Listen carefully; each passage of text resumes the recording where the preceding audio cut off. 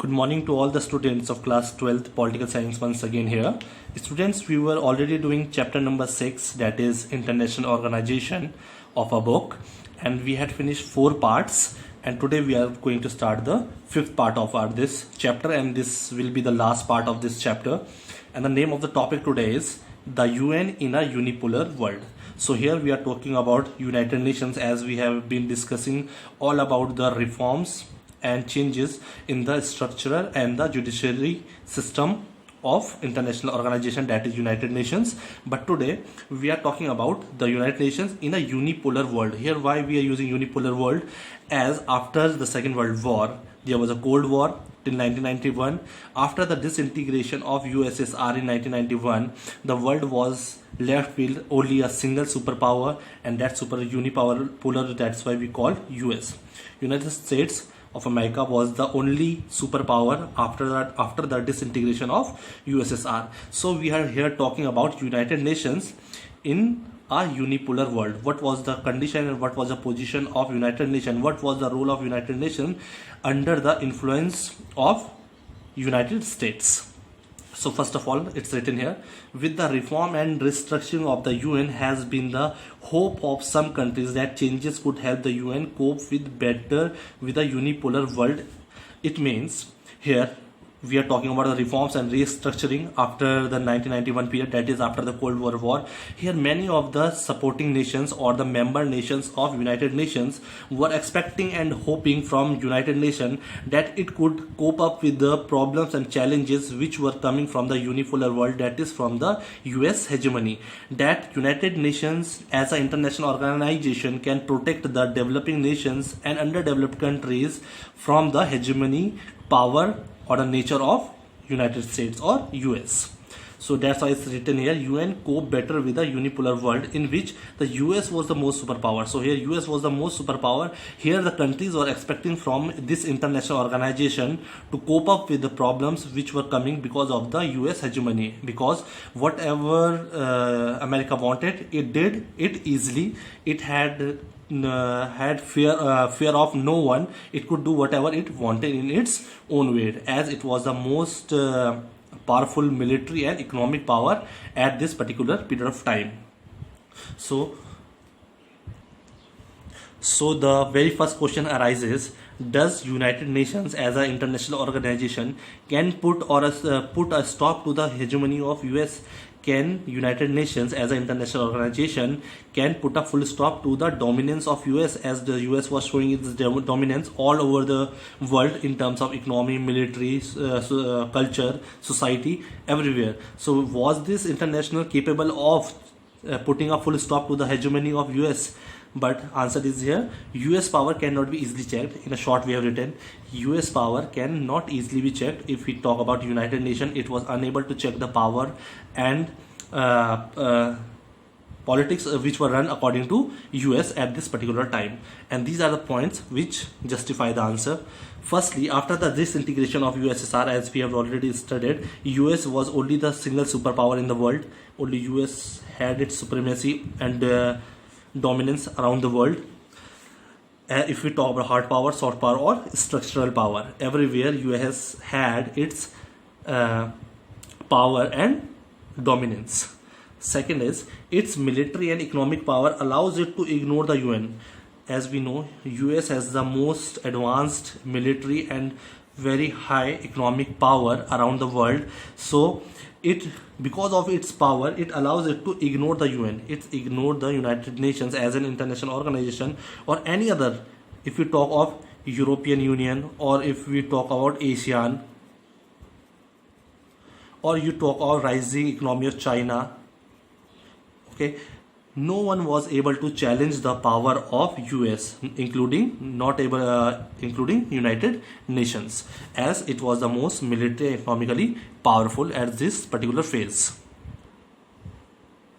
Next point is, secondly, within the UN, the influence of US is considerable.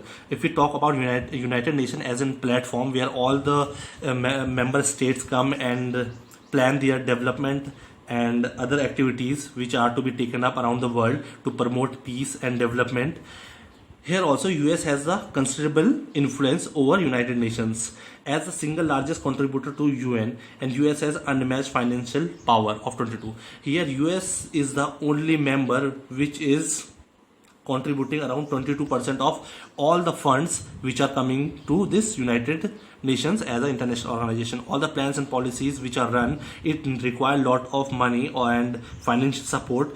So around 22% of the financial support to UN is given by US. So US has another influencing nature because of its huge amount of refunds or financial power given to United Nations.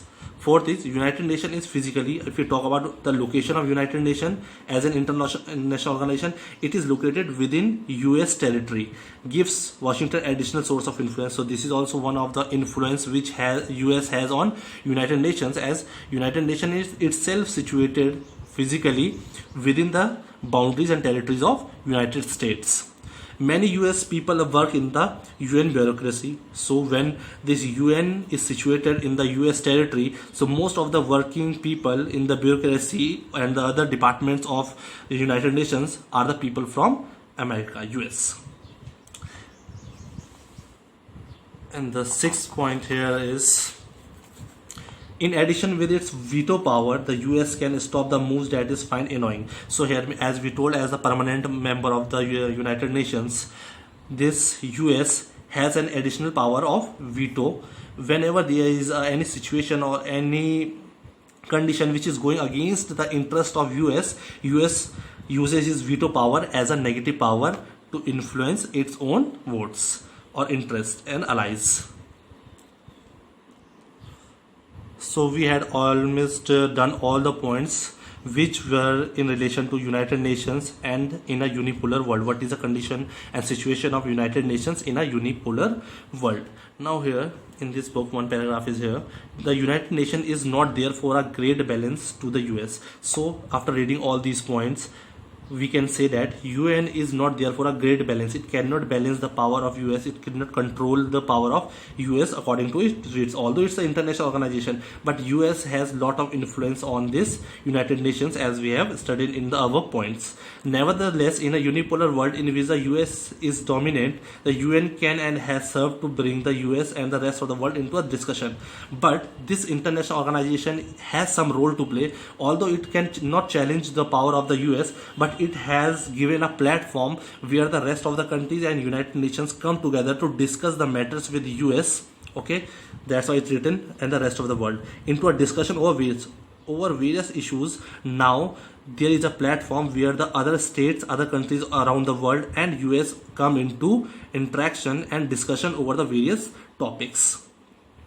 US leaders, in spite of their frequent criticism of UN, do see the organization as serving a purpose of bringing together over one entity. Here many of the US leaders criticize United Nations as an international organization, but they are also supporting it because they think this platform of United Nations bring around 193, we have read, around 119 nations, it's written here, with each other. They come in contact with each other to cooperate in matters of world peace and development, social and economic development, dealing with conflicts, social and economic development. So for the rest of the world, the UN provides an arena in which it is possible to modify US. So there is a platform where few of the US attitudes can be possibly be modified. There can be made discussion, and plans and policies can be done and discussed upon in this particular platform where the US comes in direct contact with the other countries, while the rest of the world is rarely. Few important points I could see here. It's written here, the UN is an imperfect body. Okay, it's we can say that as an international organization, it is unable to balance the power of United Nations, as United Nations is very powerful economically and militarily. But still, UN has given a platform where where US and the other countries come into discussion and solving out the problems with dialogues and different agreements. That's why it's written here, UN is an imperfect body, but without it the world would have been worse. But if there would have not been United Nations, such an international organization, the condition around the world would have been much worse than this, because there would have been no such platform where the various countries could come up and discuss and plan and policies and make agreements, find the solution to the conflicts and problems going amongst them. So it's written, given the growing connections and the links between societal issues, what we often call interdependence, is hard to imagine how more than so many people, around 7 billion people, would live together. How so many people would have lived together and cooperate with each other if there was no international organization such as United Nations. So these were some of the important points of this chapter in this particular topic, the UN in a unipolar world. So this is the conditions of United Nations in a unipolar world, and this unipolar world means only a single power, that is US. Okay. Now moving forward to this chapter, already we had finished all the topics of this chapter, but I told you that I will make a separate video for all the significant agencies of United Nations, and I had already given you the question for your assignment, and I told you to make some research work on the significant agencies of United Nations. These agencies are functioning in the different fields, in the different sectors. Their subjects are different, purposes are different, but they all are working for the peace and development around the world as a different organizations, agencies running under United Nations. The first one, I will just read the points quickly, as you have already done this. And first agency which are run under United Nations is important one, Human Rights Watch. It is an international NGO, non-government organization, involved in research and advocacy on human rights. This is an organization which makes research and development work for the human rights. They see around the world what are the problems going around, what are the discrimination which humans are facing around the world. Okay, it draws the global media attention to human rights. This helps through media. This draws the attention of the globe or the whole world towards the problems and human rights which people are being discriminated on the various bases of, like color, language, or country, place, like that. Okay, culture. Third, its headquarters is in US. If we talk about the headquarters of Human Rights Watch, it's in US. It helps in campaign to ban landmines. Okay, it looks after the people who are busy in landmines and the work situation which is not the humanitarian there, so they ban that landmines to stop the use of child labor. They also stop the use of child labor. So around the world they are doing different things and looking around that there are no discriminations made on human basis. These will come under Human Rights Watch. Next agency is Amnesty International. It is also a non-government organization that its work is for the protection of human rights all over the world. Whatever the developments are done for the human rights, human growth, human development, and there should be no discrimination. And the role of this Amnesty International is that they look and protect the human rights all around the world. They see that the rules and regulations which are made to protect the human rights, they are not being broken. Okay. It prepares and publishes reports on human rights in the behalf of misconduct of government authorities in around the world. Any place they find that government is misbehaving and not giving the proper fundamental rights to its citizen, here Amnesty International prepares a report for the United Nations to put forward. And the third is International Atomic Energy Agency, IAEA. It was established in 1957. And the work is, it promises the peaceful use of nuclear energy and to prevent its use of military purpose. It is saying, yes, we can use nuclear energy. Like India had a nuclear test in 1998 in Pokhran, but India also said that we will be using this nuclear energy for the productive uses, for maintaining peace, bringing peace around the world through its use. So here International Atomic Energy Agency looks after that there should be only use of nuclear energy for bringing peace, for development, using in the industrialization to make good economy through nuclear energy. And it also sees that there is no control of military over this nuclear energy. So this is the work of International Atomic Energy, that this nuclear energy should not be used for in purpose of wars and conflicts. Next is World Trade Organization, as you must have heard of it. It is an international organization which was set up in the 1995. I made point wise for you so it will be easy for you to learn them. It was established in 1995 as a successor. It was already established, but it was a successor to General Agreement on Trade and Tariff. In short, we call it GATT. It was, so we can say this World Trade Organization was a successor of GATT, GATT. It has 164 members. Till 2016, it has 164 members who have joined World Trade Organization. And amongst these 164, US, EU and Japan have managed to set up. All these important industrialized and strong economies have made rules and regulations to run trade around the world and to get their own benefits. And in such a way they have made these rules and regulations for the trade. Because of those rules and regulations, they get the maximum benefit. US, EU and Japan. The developing countries often complain about their work. So many of the developing countries complain about their work, means where US, EU and Japan are using these rules for their own benefits, where developing countries are not being so much represented and being so much benefited by these trade rules. WTO sets the rules for global trade. So we can say World Trade Organization, its work is majorly to set the rules for global trade, to have trade and commerce around the world. And to run such a big organization, there should be rules which are made under WTO. Next is World Bank, established in 1944 during the Second World War. It was established during the Second World War, 1944. And what are its activities? Its activities are to focus on developing countries. Majorly, World Bank focuses on the developing countries. It wants to give a financial support to all the activities which will be helping all the developing countries to grow further. Okay, it works for human development. If we talk about what are the work World Bank is doing for the developing countries, first of all, it is work for the human development. If we talk about human development, it will try to promote education, health and agriculture. Okay, and if we talk about rural development, it will try to help the developing countries in terms to improve their agriculture. They will help for irrigation in rural services and to environmental protection. In the developing countries, they will also promote environmental protection like reducing pollution, enforcing regulation, and also establishing and enforcing regulation to run proper environmental protection movements.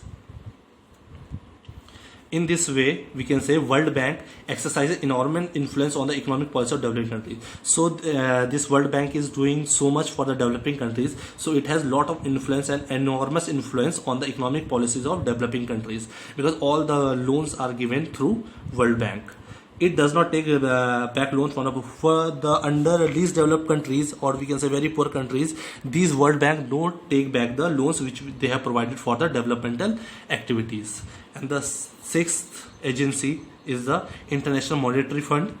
What is the International Monetary Fund has 189 members. Till 2016, it had 189 members. It controls financial institutions and regulations that act at an international level. So it controls all the financial institutions which are running for the development of developing countries mostly, or the developed countries. It regulates them, makes rules and regulations for them. Okay, at international level. The top 10 countries have more than 52% of the votes. So out of these 189 members, top 10 have the 52% of the votes in this particular agency.